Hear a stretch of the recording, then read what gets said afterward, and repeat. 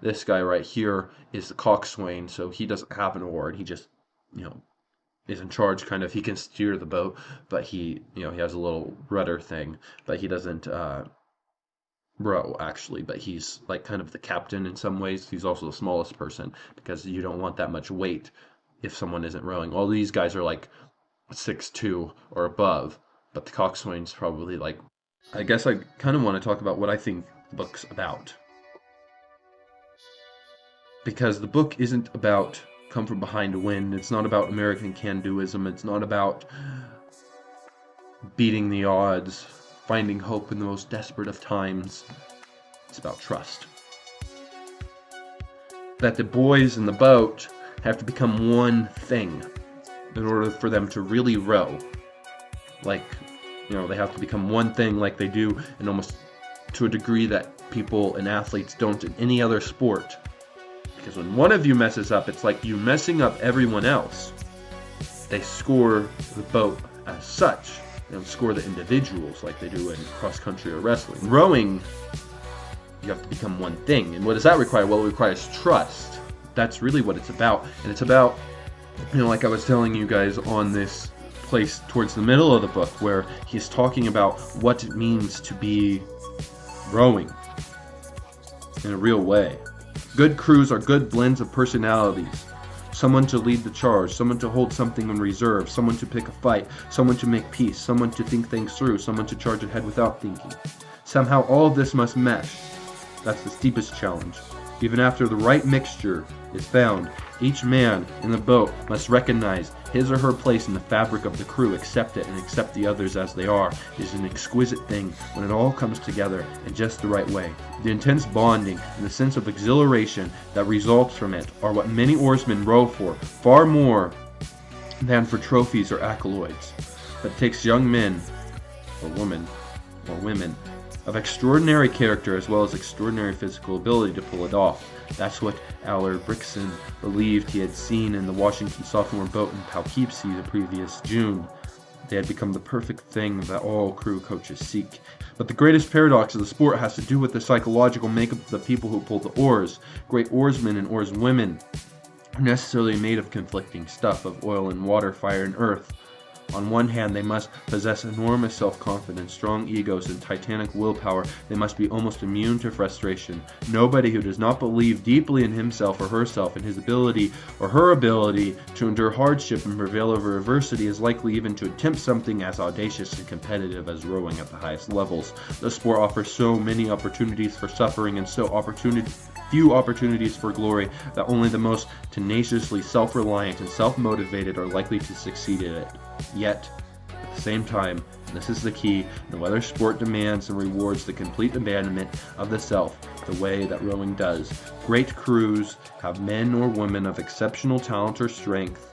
They may have outstanding coxswains or stroke oars or bowmen, but they have no stars. The team effort, the perfectly synchronized flow of muscle, oars, boat, and water, the single, whole, unified, and beautiful symphony that a crew in motion becomes, is all that matters. Not the individual, not the self.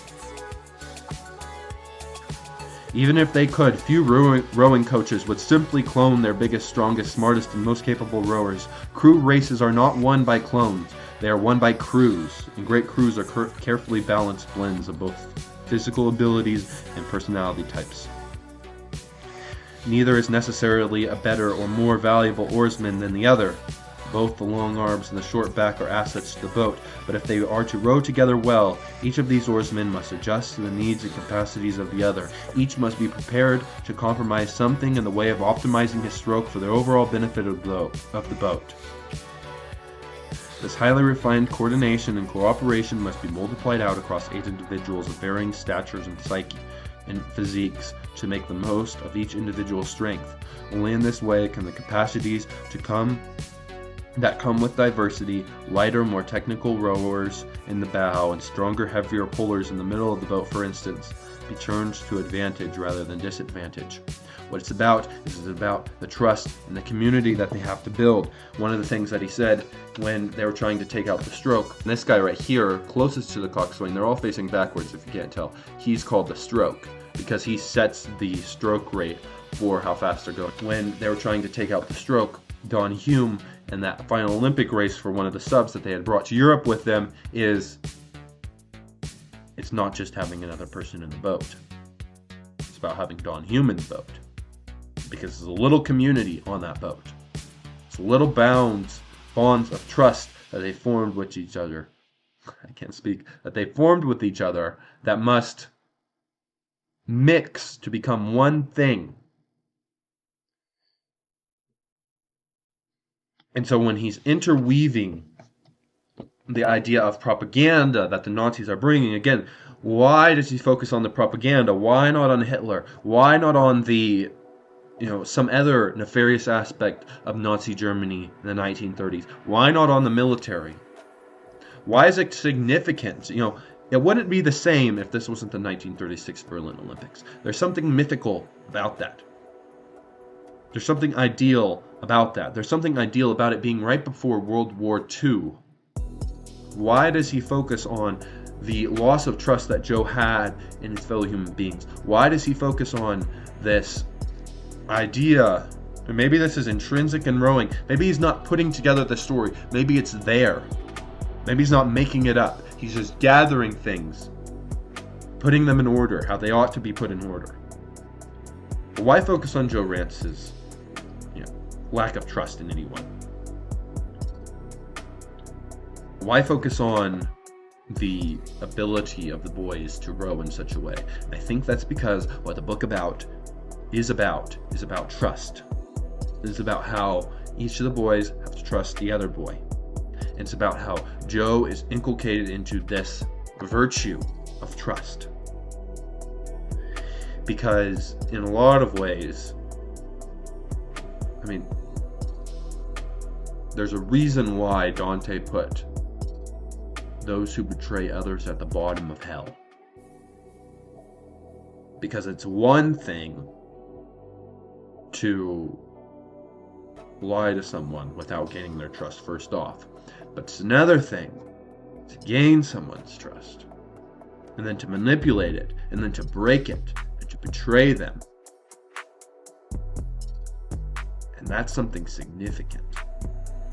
It's significant that one of the strands throughout the Christian Bible is this idea that God's communion with man has been broken. Now, because that communion has been broken, it must be renewed. It's about a relationship between God and man. What's the quality of that relationship? It's about the relationship with Joe and every other person there. And why it's significant that it's Nazi Germany, and why it's significant that it's the propaganda machine of Nazi Germany, is because that's what propaganda is. That's what Nazi Germany was. That's what Berlin in the 1936 Olympics was. All the anti-Semite propaganda is down. Why? Because Nazi Germany wanted to show the world that they weren't anti-Semitic, that they weren't going to break the treaty, that they weren't going to go to war, that they were peaceful. It was a lie. It was betrayal. Because you can pretend, as I said, love in some ways is goodwill to someone who has broken the covenant that is held between you. And so when Joe finds out that he actually can't do something great, truly great, without being inculcated into this community of trust and into this idea of promise, really, that's what the book's about. That's why this book is so masterful. And that's why the story is so masterful.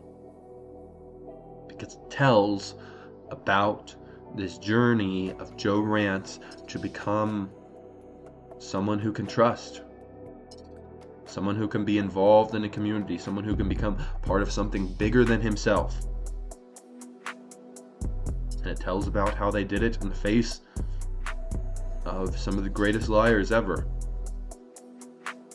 some of the greatest traitors and betrayers ever, and how in that, in some ways, they were shining light, to use some spiritual language. That's what was going on. And that's why people read this book. Because that's the theme. The renewal of trust through something that's bigger than oneself. People can't live without covenant. People can't live without trust. you spiral down into hell. So, man, I keep making these videos on um, the hidden Christianity of some of these things, but I mean, this is different than the Spider-Man deal.